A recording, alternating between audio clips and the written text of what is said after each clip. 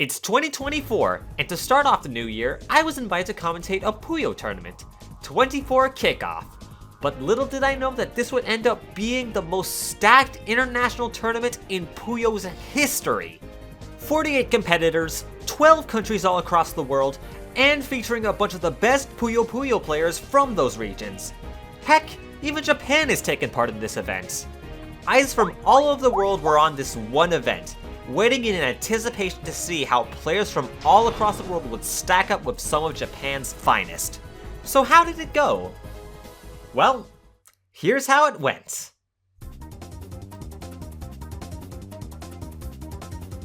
Hard. That is really awkward. Has to fire it now. It is a 17, so this does Twin look Blue can fair. definitely build their way out of this and Here crush comes the it power! with the secondary. There it is. Very ready for it. Oh, huge commit here. 2 triple from the new guy. Zap. Gonna catch Yeah, KZN and off guard KZN just there. has nothing. Already, the new guy coming out swinging, but KZN does have his main chain already in setup. Going to tail into a 6. This time, Hey. Small little first poke pop from Yoshi. comes out. Are we gonna see 2 double from Yoshi? But it's gonna be 2 double, 3 double from Rike. That is a very strong harassment coming from Rike. It completely swamps Yoshi's board. huge commitment. It just completely caught him off guard. And more shenanigans from Rike there. And, oh my goodness, Rike, what is with these harassments? Just tearing That up is- the entire board, and I was just wondering if they were gonna play more cautiously, but Rike's all in and pays for it. Gonna pop reds, and the follow-up. Waiting The aggression for that comes out. damage to come out first before sending, but Oh. Rike, with a very precisely positioned defense to that, is able to find a follow-up to that even too. Oh wow, such a good defense from Rike. Well, already we're seeing the 3-chain harassment coming in from Cooper's end. Meanwhile, it looks like a main chain coming from Coconut's side. Both very interesting chaining builds. It doesn't look like it. It doesn't look like it tails, unfortunately, for the 7, which I think is going to be the deal breaker. Cooper's flat 8-chain, but oh, very nice usage of resources on Coconut's end. Able to survive that. Maybe only taking like 1.5 lines of garbage. Coopery fast on the offense, but Coconut's still having a lot of resources in return, but doesn't really have any resources left. Meanwhile, Yep. Coopery is still left to build. That last cleanup left their board a little bare. I don't know if they're gonna be able to survive this. No purples! And no purples. No, he was able to take full advantage of right there. In terms of time efficiency, if you're popping Puyos, you're either popping garbage or you're sending damage. Oh, wait, what? What? Huh?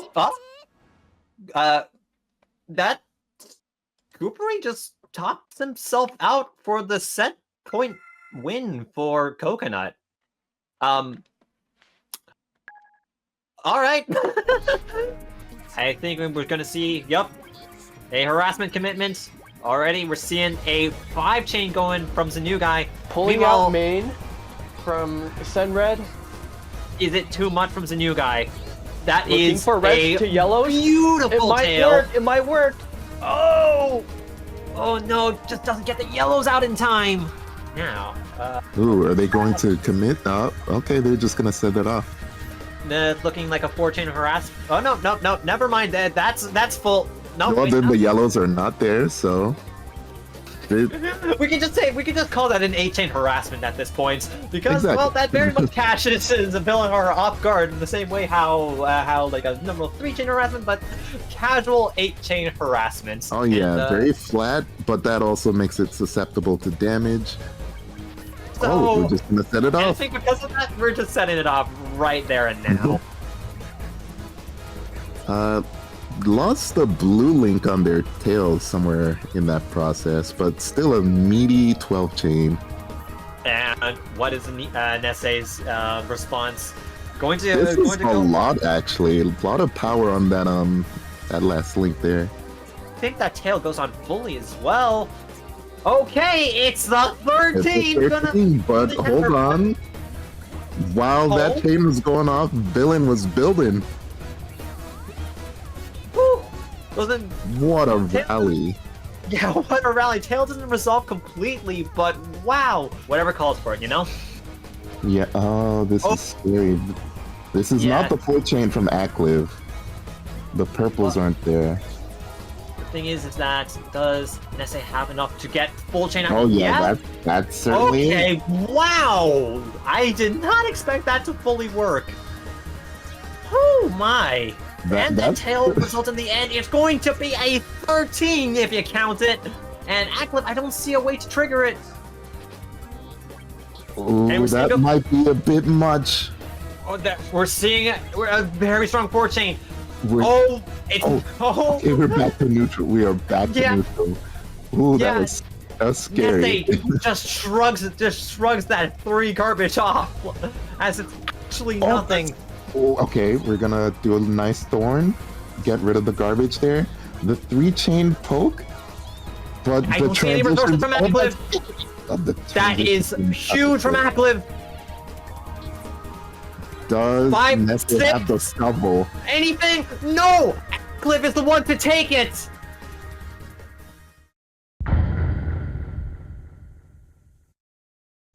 At long last, we're at top 8 of the tournament. But to get here, let me just tell you how brutal this bracket ended up being.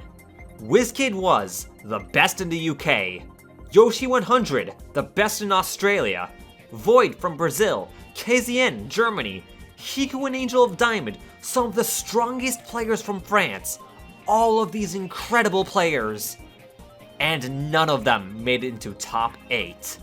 So of all these terrifying top level threats that just couldn't make it to the end, who was even strong enough to make it into the final bracket?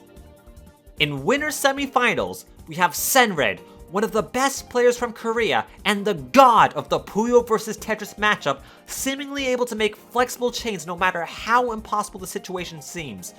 Put up against Pippanir, a licensed Puyo professional from Japan who's ranked number 6 in the entire world, known for his insane speed and ability to conjure up chains out of nowhere. The match begins! Senred is able to catch Pippanir off guard by overpowering him with a defensive counter harassment and finishes him off for game 1. Pippanir, however, effortlessly adapts for the next several games, turning the tables and catching Senred off guard with his own sucker punches or outpacing him entirely with his huge chains after provoking Senred to set his own chains off first and then overpowering him, winning Pippanir the next 5 games in a row and the first set. Japan and two double, great, greatest timing. Everything buried. Senred fights back with a huge Hellfire attack, clawing back 1 game from Pippanir, but Pippanir is just far too strong, winning game after game in dominant fashion, even getting a 14 chain once. So okay, this looks like the main chain from people. Main chain, but Senred can extend it. Correctly extend it. This is extend. Oh wait, it works. I think. Wait, no. Yeah. Followed by a 13 to finish Senred off for the next game, winning the set and knocking Senred into the losers bracket. That's people need cut. People need cut. Senred. Oh, he sees it. Okay. But Pippanir, I think, still is an advantage, able to extend. Yeah, you know, yeah. Pippanir. Oh my god! Wow! That's so smart. Smartest extension. Oh my god! This is Pippanir technique. I think that was the biggest chain. That might have been the biggest chain we've seen on stream. With that victory against Senred, Pippanir moves on to winners finals. On the other side of winners, we have Rike, who, I'll be honest, I couldn't find much about this player other than that they're mostly a tournament organizer rather than a tournament goer. But don't underestimate them just because of that. They've managed to come this far without dropping a single set against some of the best players overseas, including WizKid Was, Yoshi100, and even Doremi.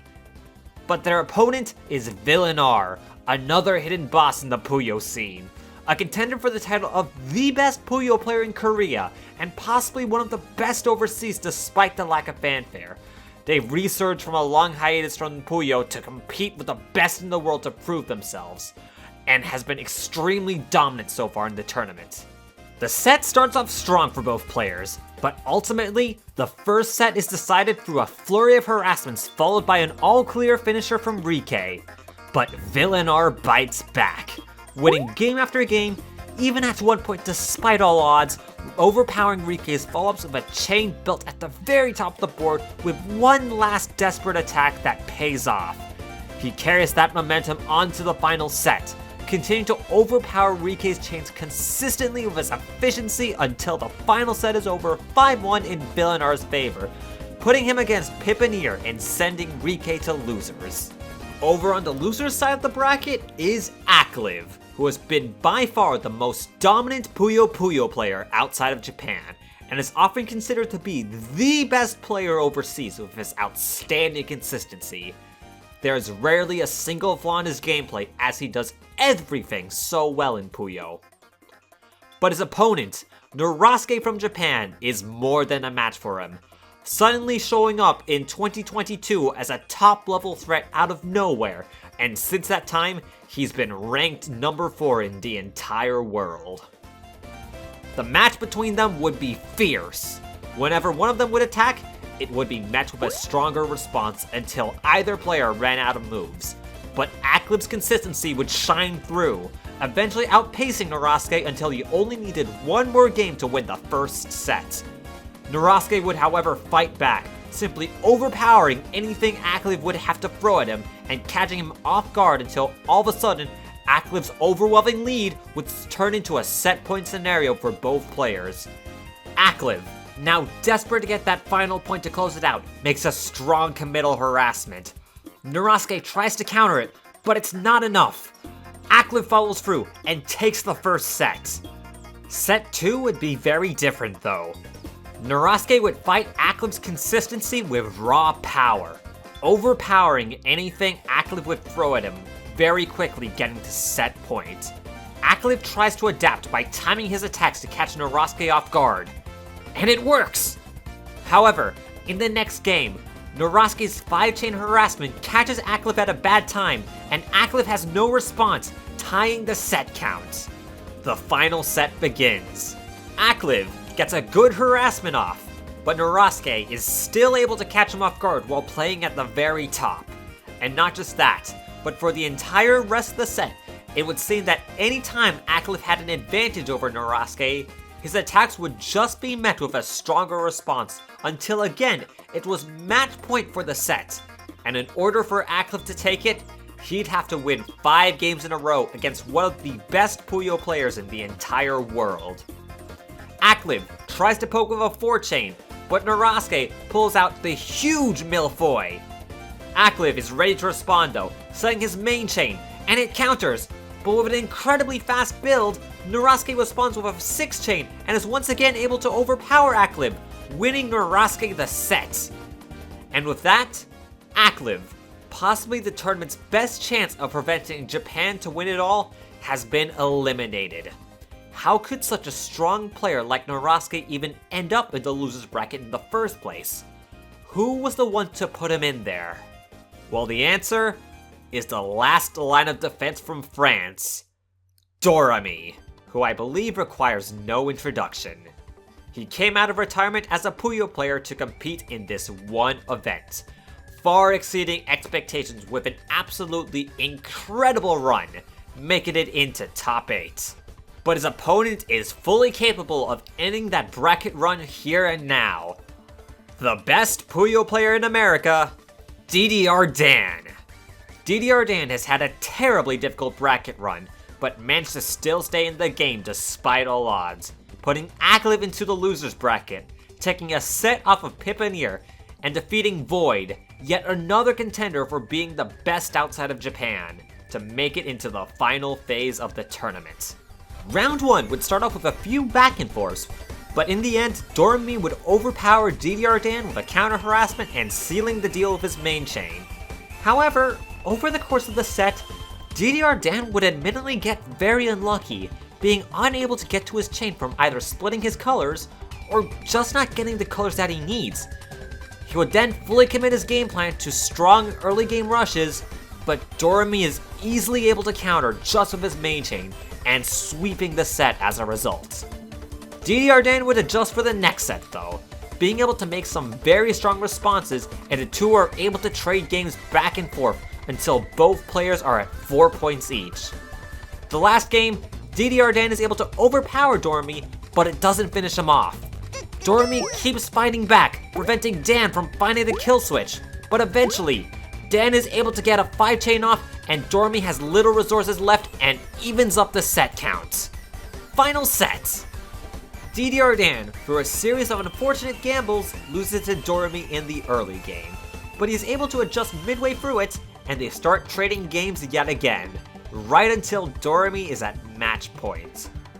DDR Dan gets a good harassment off, but Dormy survives and is able to get to his main chain. DDR Dan's chain is in an awkward position, and it cuts his chain for the counter, and Dormy takes the set, moving on further into the bracket and eliminating DDR Dan from the tournament. But Dormy wasn't out of the woods just yet, as he would have to fight Rike, the very same person who sent him into the losers bracket in the first place. And with that, the grudge match would begin. Starting off, Rike's post would catch Dormy off guard, winning him a point in Game 1, and doing so would put Dormy in a bad position in Game 2. Playing in the back foot, Dormy's resilience would keep him in the game until... let's just ignore that. But after that game reset, with a bit of luck preventing Rike from getting to his triggers out on time, or Dormy catching him out on a harassment, Dormy kept gaining points, with what looked at first to be another dominant set for Rike, actually had the momentum completely turn on him after that incident, giving Dormy the first set. Dormy's momentum continued to catch on over to the second set, continuing to catch Rike out with his harassment, or Rike once again being unable to set his main chains off. Dormy does cut one of his chains at one point, winning Rike a game, but Dormy sends out a quick power 2 harassment, and Rike isn't ready for it, and Dormy is now one game away from advancing further. Dormy tries to close out the set by sending out an 11 chain, and Rike responds, but his chain cuts into only a power 5, and Dormy takes the set. Dormy takes revenge against Rike, moving on over to losers semifinals. Now on the other side of the losers bracket, we have Senred, hot off the heels of losing to one of Japan's finest in the form of Pipinir, now against another one of Japan's finest, Narasuke. And the match wasn't streamed anywhere. But to recap it, set 1 was very close between the two, going to a set point tie, but it was Senred in the end who would take it. Set 2 was much more decisive, with Narasuke gaining 5 points to Senred's 1, and in set 3, Senred would adjust a bit, but in the end, Narasuke would take the set home and move on to face Dormy.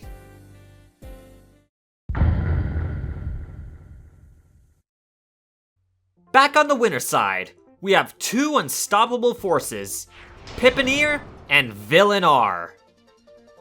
Starting the set off between these two titans, Pipinir destroys his entire board for a 5-chain harassment, and it catches villain.r off guard, and they lose the point in the process. villain.r takes back a couple of games though through some pokes, punishing Pipinir as he attempts to build some huge chains to try and overpower villain.r. However, taking that as a challenge, villain.r shows Pipinir how it's done. Okay, uses the yellow to... Is this the full chain? Yes, it is. Oh, main chain boards. But... Wait, does the green... Okay, oh my god, oh my god. Is there enough time? He can do it? Wait. Really? Oh, no. Wait. That doesn't work. Oh, it doesn't? Oh, it doesn't yeah, work. brew is... yeah, another brewer is needed.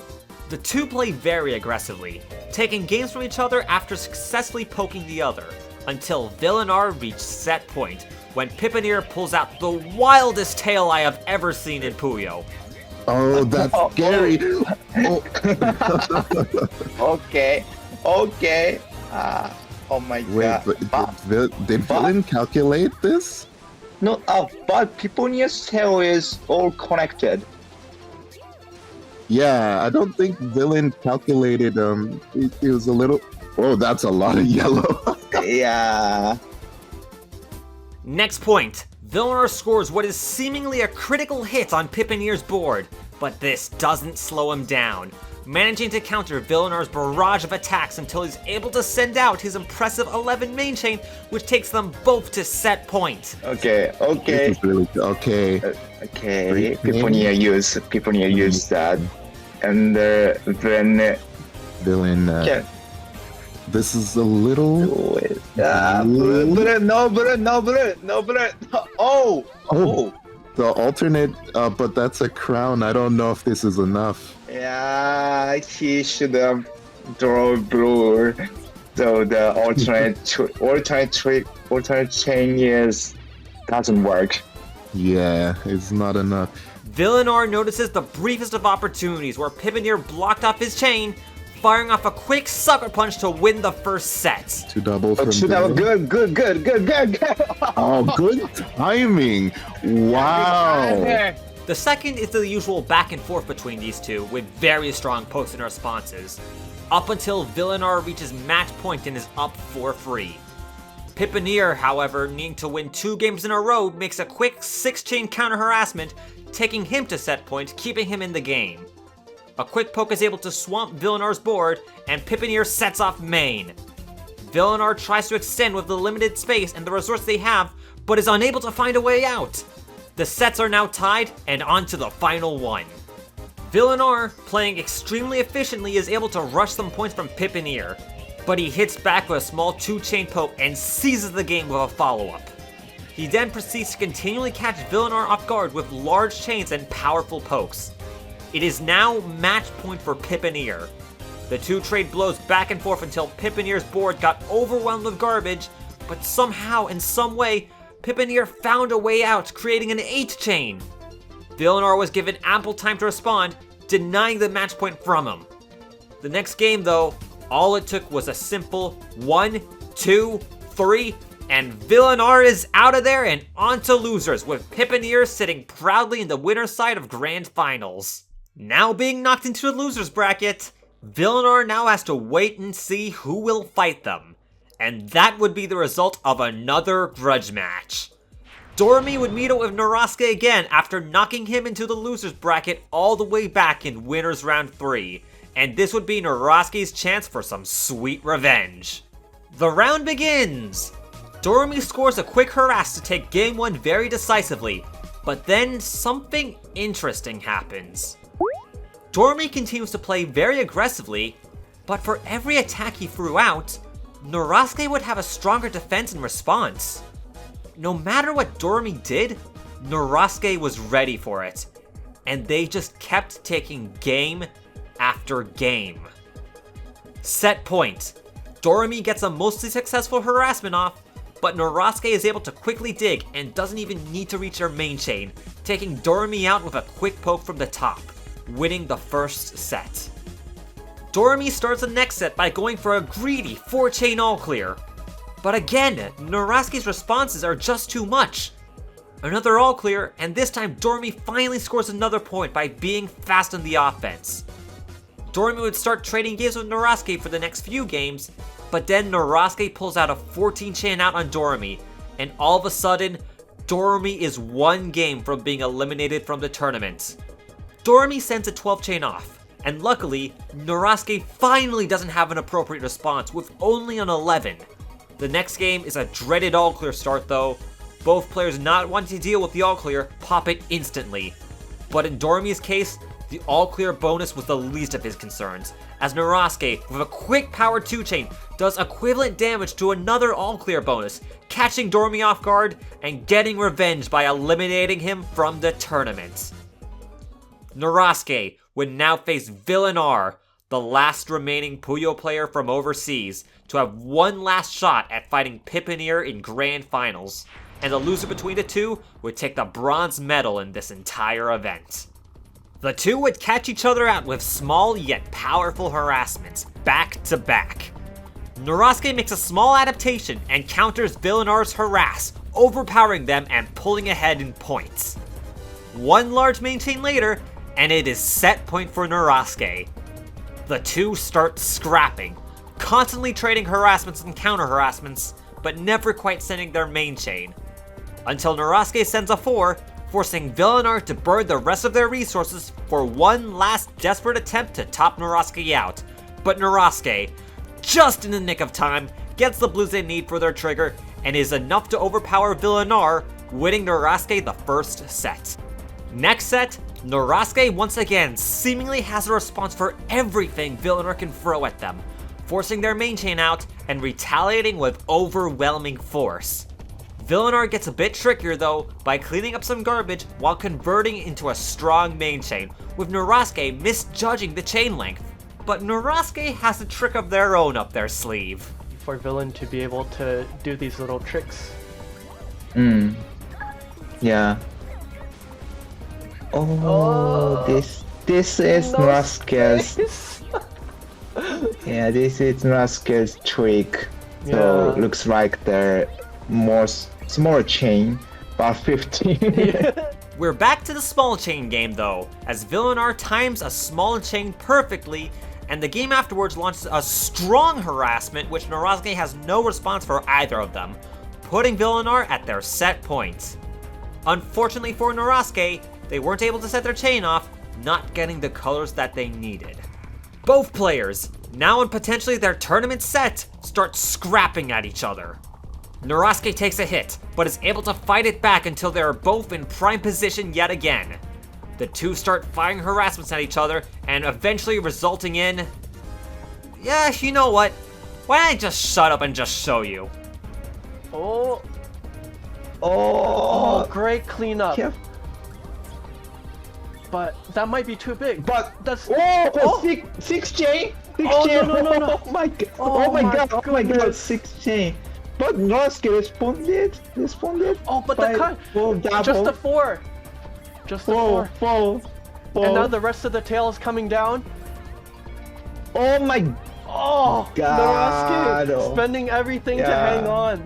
Yeah, almost all clear 5 chain. But big dig from villain to But, go back but down. still alive. Now Norosuke has a chain ready as well. Oh, needs a red. Red. Red for villain. Come on. No red. Following that insane sequence, villain.r pops a 2-chain and Norosuke folds, tying up the score. Oops. Norosuke gets it back together though, catching villain.r out with a 2-double into a 3-chain and falls up strong for another point. Then villain.r pops a 2-chain and Norosuke has no space left and folds. Really? Well, after an all-clear start, Norosuke gets some revenge as villain gets column 3'd, preventing any digs from happening. Next round, Norosuke sucker punches villain.r, follows up with the main chain, and is match point for Norosuke. Villain.r isn't gonna let Norosuke win that easily as they start to counter each of their attacks in another rally. But this time, villain.r is able to outlast Norosuke for another point. Next game, villain.r makes a very strong harassment, which locks Norosuke out on his own, putting them both at match point. The final game starts. Villain.r attacks with a 3-chain, but Norosuke responds with a 4. Villain tanks it, but it isn't fatal. But their board is left in an awkward spot. Villain manages to get rid of most of the garbage, but it doesn't resolve completely, and it's only a 4-chain. Norosuke responds yet again with a 5-chain, and villain.r is out of lifelines, taking the garbage, and Norosuke wins the set, moving on to the finals. Villain.r's incredible run ended here, taking 3rd place. But they proved themselves very worthy of competing with the best Japan has to offer. But now, it is an all-Japan finale.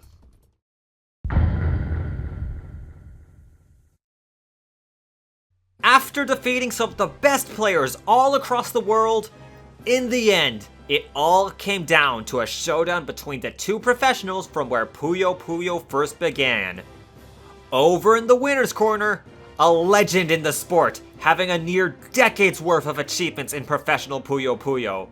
Ranked 6th in the world, it's Pippanir! But there's always some young prodigy coming to knock their veterans off their throne. In the loser's corner, the 4th best player in the world, Norasuke. With that, the grand finals of 24 Kickoff begins!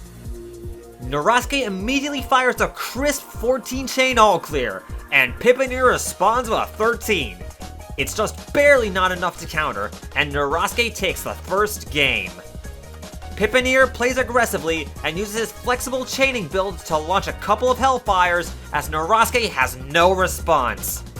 Pippanir goes for another one, but Norasuke adapts, firing a 4-chain in retaliation and fires a Hellfire to follow it up for the next point. The game afterwards, Norasuke breaks the ice with a power 3-chain, but Pippanir, playing very defensively, sets off a huge 5-chain counter. Norasuke is able to nullify the incoming damage, but Pippanir seizes the opportunity and commits to sending main chain. Norasuke doesn't have enough time or the pieces needed, and Pippanir ties up the score. Pippanir mixes it up yet again, playing extremely aggressively, makes a milfoy on the second floor, and it is beautifully timed as Norasuke can't even get an opportunity to react to the damage, pulling ahead in the set. Switching it up, Norasuke now plays aggressively with a Hellfire of his own, but Pippanir is one step ahead, setting off his 5-chain against Norasuke's Reckless 2, putting Pippanir at a set point. Norasuke, not willing to let the set go, once again attacks, sending out a 3-chain all-clear, catching Pippanir off guard at last and swapping his board with garbage. Norasuke uses the all-clear bonus, but with some quick thinking, Pippanir is able to mitigate the damage, but his board is left in a precarious state as Norasuke finishes Pippanir off with another quick power 3-chain harassment. He's not finished yet though, as he plays super aggressively yet again, setting out a triple power 2-chain into a power 3-chain. Pippanir tries to counter with a 4-chain, but the defense is nowhere near close enough, and Norasuke ties up the set 4-4, with the set point going to both players. Norasuke fully commits his entire build to overwhelming Pippanir quickly with a 4-way power 2-chain, but this time, Norasuke flies way too close to the sun, as Pippanir has his full main chain build up and sends it off, countering on the 5 and finishing on the 7. Norasuke is out of there for the first set, and the first set of the finals goes to Pippanir. Pippanir now only needs one more set to win this entire tournament, and Norasuke needs to win 2 sets in a row to reset the bracket. The second set, and potentially the final stretch for Pippanir, starts off with Pippanir sending out a strong 4-chain harassment, but Norasuke misjudges the chain's length and power, only sending a 3 in response, and is overwhelmed by the incoming damage. First blood to Pippanir. Norasuke tries to go back to what worked before, playing aggressively and sending out a light 3-chain to try and catch Pippanir off guard. But Pippanir, hot on the defense, sends a stronger 3 of his own in response, doing just the right amount of damage to knock Norasuke out for another point. Following that, Pippanir tries to hit Norasuke with power, harassing him with a strong 4-chain. But Norasuke is ready and responds with force, sending out a 6-chain, but meanwhile, Pippanir, giving Norasuke as little time as possible, uses all of his remaining resources to send a power 6 into a power 7-chain over.